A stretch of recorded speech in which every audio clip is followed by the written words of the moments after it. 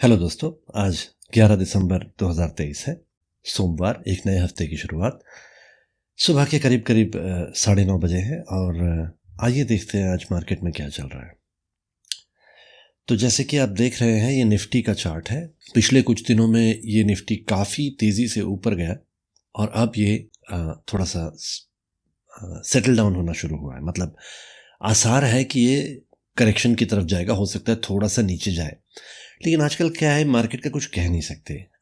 तो ये एक अच्छा समय होगा कि हम प्रॉफिट बुक करें। पिछले कुछ दिनों से हम प्रॉफिट वैसे बुक कर ही रहे हैं, तो मैं यही कर रहा हूँ। मैं जो जो स्टॉक्स है जो बहुत अच्छा कर रहे हैं, जो सप्लाई जोन को छूने वाले हैं या छू चुके हैं, अपना टारगेट मीट कर चुके हैं, उन स्टॉक्स को बेच के थोड़ा सा लिक्विडिटी क्रिएट कर रहा हूँ, थोड़ा सा पैसा क्रिएट कर रहा हूँ, ताकि जब ये करेक्शन में फिर से जाएगा तब हम फिर से कम दामों में इन स्टॉक्स को खरीद सके। तो आइए देखते हैं हमारे पसंदीदा स्टॉक्स आज क्या कर रहे हैं। तो इसे मैं सॉर्ट कर लेता हूँ आज के चेंज के मुताबिक, और हम सफारी देख रहे हैं अभी। सबसे पहला सफारी है जो ये अपने डिमांड जोन को छू चुका है। तो अगर आपने बहुत सारा सफारी नहीं खरीदा था और आपके पास अगर लिक्विडिटी बचा है, तो मैं ये कहूँगा कि ये अच्छा समय है सफारी खरीदने के लिए। वैसे भी बोनस स्टॉक का एलिजिबिलिटी तो है ही, ठीक है। तो 12 तारीख को 12 तारीख यानी कल से पहले अगर आपके पास कोई स्टॉक है, तो जितने भी स्टॉक आपके पास सफारी के हैं उस पर एक और बोनस स्टॉक फ्री में मिलेगा। तो मेरा पहला आज पॉइंट होगा कि हम सफारी के कुछ स्टॉक्स और ख़रीद लें, ठीक है। तो सफारी क्या हो रहा है, आइए देखते हैं इसका एंट्री कहाँ लगाया जाए। मैं तो सोचता हूँ यहीं कहीं ठीक है, 3894 और बिलो।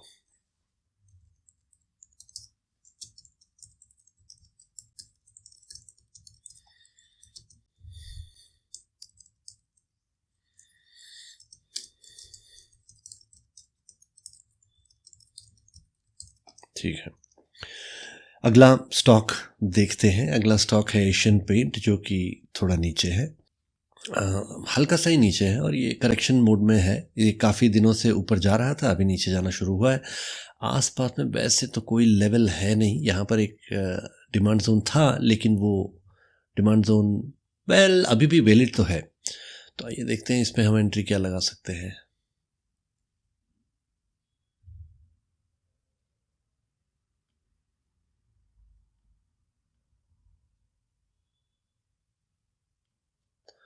$3100.1 पे इसे ख़रीदा जा सकता है। तो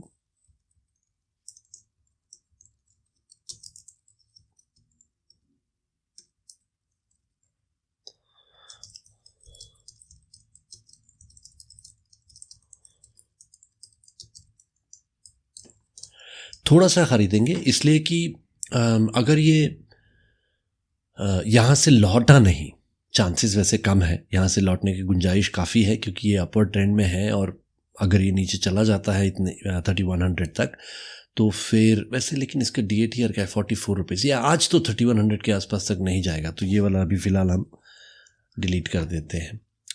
अगला देखते हैं एस्ट्रल। एस्ट्रल करेक्शन में है, बहुत अच्छी बात है, ये हमें मौका देगा ख़रीदने के लिए। यहाँ पर एक डिमांड जोन है तो सही, बहुत स्ट्रॉन्ग डिमांड जोन नहीं है, लेकिन बना के रखते हैं। देखते हैं कि यहाँ पहुँचने पर उसका RSI क्या होगा। अगर RSI लो है तो ख़रीदा जाएगा। इससे मुझे याद आया, सफारी का एक बार RSI चेक कर लेते हैं। सफारी का RSI अभी 43 है। बहुत अच्छा RSI नहीं है ख़रीदने के लिए, थोड़ा हाई है। आइडियली अगर ये 3600 तक चला जाए तो बहुत अच्छा हो जाएगा, लेकिन फिर भी थोड़ा सा हम यहाँ पर ख़रीद सकते हैं। तो 3800 पे थोड़ा सा ख़रीदा जा सकता है। कंटेनर कॉरपोरेशन देखते हैं, ये तो आज थोड़ा सा करेक्ट हो रहा है, लेकिन अभी फ़िलहाल करने के लिए कुछ नहीं। ICICI बैंक देखते हैं, ICICI बैंक भी करेक्शन में है, लेकिन करने के लिए कुछ नहीं। टाइटन भी हल्का सा करेक्शन में है तो सही, लेकिन करने के लिए कुछ नहीं। DV स्लैब भी फ़िलहाल तो यहाँ पर एक डिमांड जोन है तो सही, पर जब वो वहाँ पहुँचेगा तब हम देखेंगे। और यहाँ पर भी एक डिमांड जोन है एक्चुअली, मेरा ख्याल है यही वाला लेके चलना चाहिए, ये इतना स्ट्रॉन्ग डिमांड जोन नहीं है, ये सबसे बेस्ट डिमांड जोन है। तो अभी डिमांड जोन से काफ़ी दूर है, तो फिलहाल करने के लिए ज़्यादा कुछ नहीं। एक्चुअली इस वाले को लेके चल तो सकते हैं, चलिए देखते हैं वो यहाँ तक जब पहुँचेगा तब उसका RSI क्या है। फिलहाल तो इसका RSI बहुत हाई है, 58.67, खरीदने लायक नहीं है, तो रुकना होगा। पिडिलाइट इंडस्ट्रीज़ में यहाँ पर एक डिमांड जोन है तो सही, लेकिन ये तो बहुत नज़दीकी डिमांड जोन है, इसलिए फ़िलहाल करने के लिए कुछ नहीं। टोरेंट फार्मा देखते हैं। टोरेंट फार्मा डिमांड जोन से काफ़ी दूर है।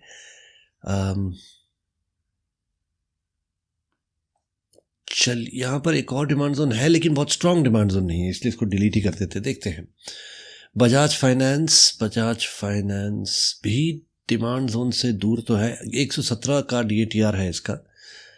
हाँ, अभी फ़िलहाल करने के लिए कुछ नहीं। ये मुझे नहीं लगता कि ये आज अभी इसका प्राइस चल रहा है 7,330 रुपये 45 पैसे। 117 अगर माइनस भी करे यहाँ से तो 7,215 के आसपास पहुँचता है।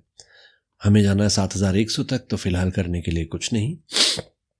रिलायंस अपने ऊपर के ट्रेंड में बरकरार है, आज हल्का सा करेक्शन कर रहा है, लेकिन ये बिल्कुल नॉर्मल है, कोई दिक्कत नहीं है। हेवल्स देखते हैं। हेवल्स भी अपने ऊपर के ट्रेंड में फ़िलहाल तो बरकरार है, तो करने के लिए कुछ नहीं। डाबर देखते हैं। हाँ, डाबर मुझे लगता है कि अपना डाउनवर्ड ट्रेंड ब्रीच करके अब नया अपवर्ड ट्रेंड बना लेगा, लेकिन करने के लिए तो फ़िलहाल कुछ नहीं। SRF देखते हैं। SRF भी अपने ऊपर के ट्रेंड में बरकरार है, फ़िलहाल करने के लिए कुछ नहीं। टाटा कंज्यूमर, तो टाटा कंज्यूमर भी अपने ऊपर के ट्रेंड में बरकरार, करने के लिए कुछ नहीं। TCS अपने सप्लाई जोन में है, अगर आपने अभी तक TCS को बेचा नहीं है तो थोड़ा सा बेच सकते हैं लिक्विडिटी की खातिर। टारगेट मीट हो चुका है, लेकिन मुझे ऐसा लगता है अगर ये अपवर्ड ट्रेंड बना रहा तो ये सप्लाई जोन को ब्रीच करके ये अपने अगले टारगेट तक पहुंच जाएगा, और उसका अगला टारगेट हम रख लेते हैं कहीं यहाँ पर 4,033 के आसपास, जहाँ से वो गिरना शुरू हुआ था। वैसे तो कोई स्ट्रॉन्ग सप्लाई जोन है नहीं यहाँ पर, लेकिन मुझे लगता है यहाँ जाके थोड़ा सा करेक्शन होने की संभावना है। उसके बाद PI इंडस्ट्रीज़ देखते हैं। PI इंडस्ट्रीज़ अपने टारगेट की तरफ बढ़ रहा है, जो कि 4,000 रुपये है। आज इसका DATR है 75 रुपये, और आज है ये 3,875 पे। 3,875 से ये 3,950 तक जा सकता है, तो 4,000 छूने की संभावना तो नहीं है। और वैसे भी आज मार्केट का ट्रेंड करेक्शन में है, तो इसलिए मुझे नहीं लगता कि ये ऊपर जाएगा, तो फ़िलहाल करने के लिए कुछ नहीं। रामको सीमेंट देखते हैं, अपने टारगेट की तरफ बढ़ तो रहा है, लेकिन इसका DATR भी 22 रुपये है, यानी ये 1,050 तक जाएगा, हमें जाना 1,067 तक। और कंसिडरिंग कि आज मार्केट का ट्रेंड साइडवेज है, मुझे नहीं लगता ये ऊपर जाएगा, तो फ़िलहाल करने के लिए कुछ नहीं। वोल्टास भी अपने टारगेट की तरफ बढ़ रहा है, इसका DATR है 19 रुपये 18 पैसे, और ये 912 पहुँचेगा नहीं, क्योंकि अभी 862 पे है। 862 में 20 रुपये ऐड करो तो 882 होता है, तो करने के लिए फ़िलहाल कुछ नहीं। अब अगर आप सोच रहे कि DATR क्या होता है, और अगर आपने मेरे पुराने वीडियोस नहीं देखे, तो DATR होता है डेली एवरेज ट्रेडिंग रेंज। ठीक है, एक दिन में ये कितना रेंज ऊपर नीचे हो सकता है, उसको देख के हम एक अनुमान लगाते हैं। अब ये कोई 100% गारंटीड नहीं है। 19 रुपये अगर कह रहा है तो एवरेज 19 रुपये ऊपर नीचे होता है। कभी 50 रुपये भी हो सकता है अगर मार्केट ऊपर है। अगर ये वाला देखें आप, कल का अगर कैंडल देखें तो इसका लो पॉइंट 844 था, और इसका हाई पॉइंट 878 था, जो कि 20 रुपये से कहीं ज़्यादा है। ठीक है, तो होता है कभी ऊपर नीचे ज़्यादा भी हो जाता है, ऐसी बात नहीं है, लेकिन 912 तो ये पहुंचने की गुंजाइश बहुत कम है। ठीक है, इसके अलावा आज हम देखेंगे तो हमने पिछले 2 वीडियोस में 2 बोनस स्टॉक्स देखे, आज भी हम एक नया बोनस स्टॉक देखेंगे। उसके लिए हम जाते हैं स्क्रीनर पे। तो हम स्क्रीनर पे आ चुके हैं। स्क्रीनर पे हम देखते हैं आज का स्टॉक है ध्यानी टाइल एंड मार्बल्स लिमिटेड। सबसे पहले जाके देखते हैं हम इसका कॉर्पोरेट एक्शन। तो बोनस स्टॉक इसने 2023 में डिक्लेयर किया है। अगर आपके पास 5 स्टॉक है तो आपको 9 स्टॉक मिलेंगे।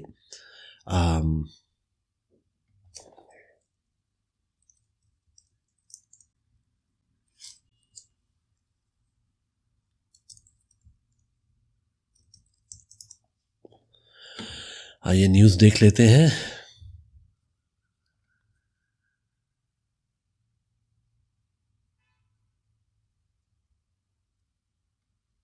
दो तीन लिंक खोल लेते हैं।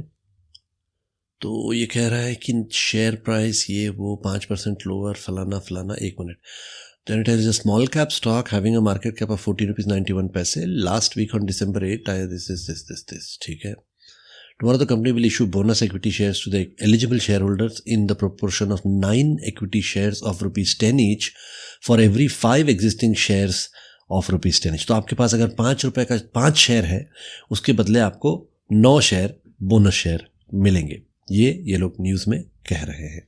ठीक है, चलिए इसके फंडामेंटल एनालिसिस कर लेते हैं एक बार। तो फंडामेंटल एनालिसिस के हिसाब से 14.8 करोड़, छोटा सा कंपनी है, छोटा सा मार्केट, स्मॉल कैप है।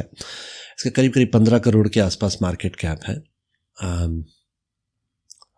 प्रोस तो कुछ है नहीं, कॉन्स है। स्टॉक बहुत महंगा है, प्रमोटर होल्डिंग गिरा है, प्रमोटर ने अपने शेयर्स प्लेज कर रखे हैं।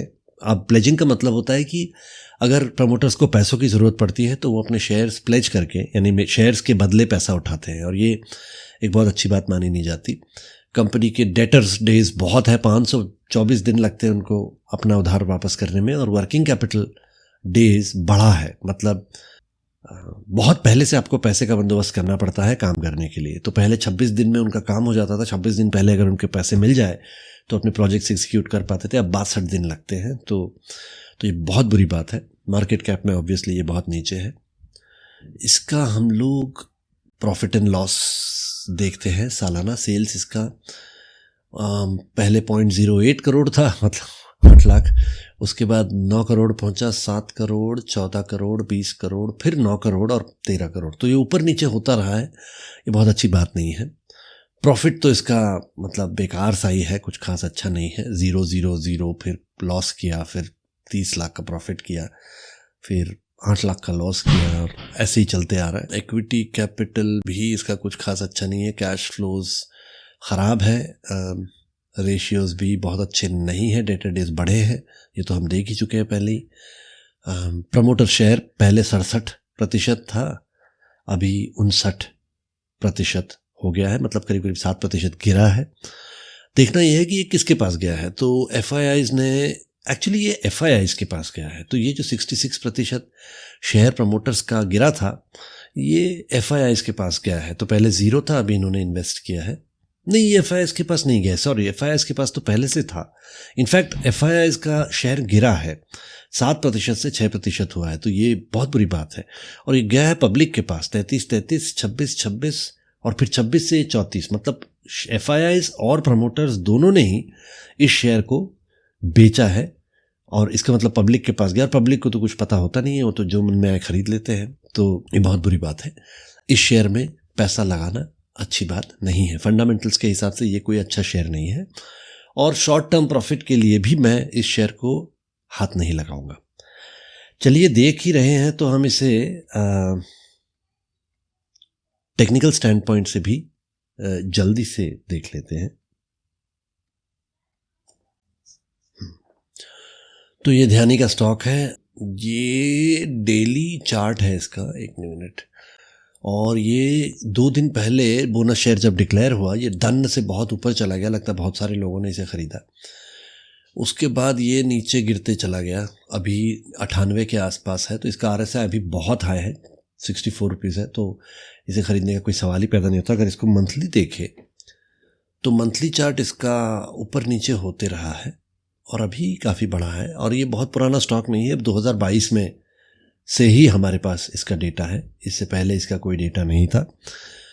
एक बार इसका बिजनेस फिर से देख लेते हैं, क्योंकि बहुत बार ऐसा होता है कि कंपनी जब नई होती है तो शुरुआत में तो ऊपर नीचे दिखाती है, लेकिन इन द लॉन्ग टर्म ये बहुत अच्छा करती है। तो 2014 में इनकॉर्पोरेट हुई है, Company has warehouse and physical stores in Ahmedabad. Tiles are traded. Company sells tiles and marble for any requirement in a home. Company's products are divided into two categories: double charge vitrified tiles and glazed vitrified tiles. चलो खैर बात tiles में ही है. 92 करोड़ के आसपास धंधा किया है इन्होंने 2022 में. नहीं, company generate revenue from sales 92% and other income 8%. हो नहीं, सॉरी. और लॉटेड 80,000 इक्विटी शेयर्स वगैरह. IPO कुछ खास नहीं है ये, मुझे बिल्कुल ही बेकार ना. तो अल्टीमेट कंक्लूजन यही है कि इस शेयर में पैसा लगाने का कोई मतलब नहीं है और हमें इसे दूर से भी नहीं गुजरेंगे. तो ये था आज का हमारा वीडियो. आशा करता हूँ कि आपको पसंद आया होगा. अगर पसंद आया है तो अपने दोस्तों को बताना ना भूलें. लाइक कीजिए, शेयर कीजिए अपने दोस्तों के साथ, सब्सक्राइब ज़रूर कीजिए. मैं हफ्ते में 3 के आसपास वीडियो बनाने की कोशिश करता हूँ और ये वीडियोस सिर्फ मेरा लॉजिक है कि मैं कैसे अनुमान लगाता हूँ कि किसी शेयर में इन्वेस्ट करना चाहिए या नहीं, और ये मेरा लॉजिक है. तो मैं जब कहता हूँ कि मैं ये शेयर ख़रीदने वाला हूँ तो मैं ख़रीदता हूँ. जब मैं कहता हूँ कि ये शेयर पर बेचने वाला तो मैं बेचता हूँ. तो कम्प्लीटली मेरा लॉजिक है. एक बार फिर से बता दूँ, मैं कोई क्वालिफाइड या सर्टिफाइड इन्वेस्टमेंट एडवाइज़र नहीं हूँ.